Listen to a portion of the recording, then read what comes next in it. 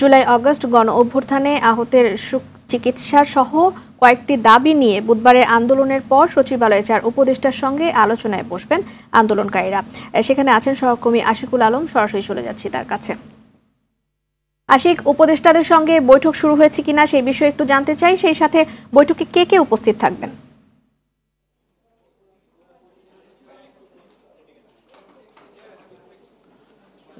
রিদওয়ানা, ধন্যবাদ আপনাকে। আপনি জেনে থাকবেন যে এই যারা জুলাই আগস্টের গণ অভ্যুত্থানে যারা আহত হয়েছিলেন তাদের সুচিকিৎসার দাবিতে কিন্তু গতকাল থেকে তারা একটা আন্দোলন করছিলেন এবং সেই আন্দোলনের প্রেক্ষিতেই কিন্তু আজকে তারা সচিবালয়ে এসেছেন। আপনাকে যদি একটু দেখানোর চেষ্টা করি যে অলরেডি কিন্তু এখানে আমরা যেমনটা দেখছি যে 14 থেকে 15 জনের একটি যারা আহত হয়েছেন তাদের একটি দল আজকে এখানে উপদেষ্টাদের সাথে বৈঠক করার জন্য অলরেডি তারা এসেছেন এবং সভাকক্ষে কিন্তু তারা অবস্থান করছেন। এবং তাদের যে দাবিটি সেটির বিষয়ে যদি আপনাকে একটু বলি যে তারা বলছে মোট 7টি দাবি তাদের রয়েছে। 7টি দাবির মধ্যে প্রথম যে দাবিটি তারা বলছেন সেটি হচ্ছে যে যখন কোনো মন্ত্রী বা উপদেষ্টা যখন আহত হন কোনো ঘটনার ক্ষেত্রে, সেক্ষেত্রে তাদের যে ধরনের চিকিৎসা দেয়া হয় সেই ধরনের চিকিৎসা সেবা তাদেরকে দিতে হবে। এটি তারা 1 নম্বর দাবিতে উল্লেখ করেছেন। এবং আরেকটি বিষয় তারা উল্লেখ করেছেন 2 নম্বর দাবিতে, সেটি হচ্ছে যে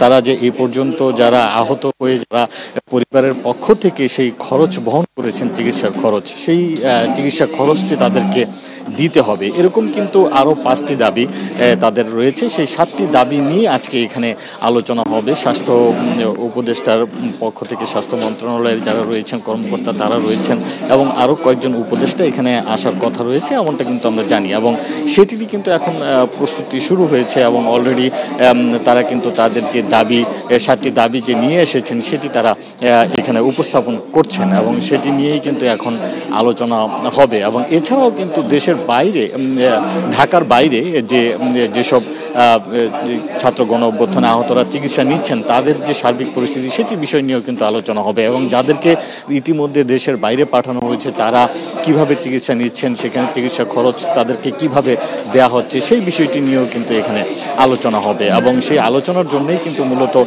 সচিবালয়ের স্বাস্থ্য এবং পরিবার কল্যাণ মন্ত্রণালয়ের যে সভাকক্ষ সেখানে তারা হাজির হয়েছেন এবং কিছুক্ষণের মধ্যেই তাদের যে মূল বৈঠক সেটি শুরু হবে। এবং এই শুরু হওয়ার পরবর্তীতে কিন্তু আসলে আমরা জানতে পারবো যে কিভাবে আসলে সরকার তাদের এই সাহায্য সহযোগিতা করবেন এবং সেক্ষেত্রে যে তাদের তালিকা তৈরি করা হয়েছে, সেই তালিকায় কারা রয়েছেন, কাদের এই পর্যন্ত চিকিৎসা দেওয়া হয়েছে, কত টাকা চিকিৎসা দেওয়া হয়েছে, সেই বিষয়গুলো কিন্তু এখানে আলোচনায় আসবে। এবং সেই ক্ষেত্রে তাদের পরবর্তী যে ব্যবস্থাপনা সেই বিষয়গুলোর উপর সরকারের পক্ষ থেকে সুস্পষ্ট দিক নির্দেশনা দেওয়া হবে। রিদওয়ানা, এই ছিল আমার কাছে সচিবালয় থেকে। আশিক, ধন্যবাদ আপনাকে।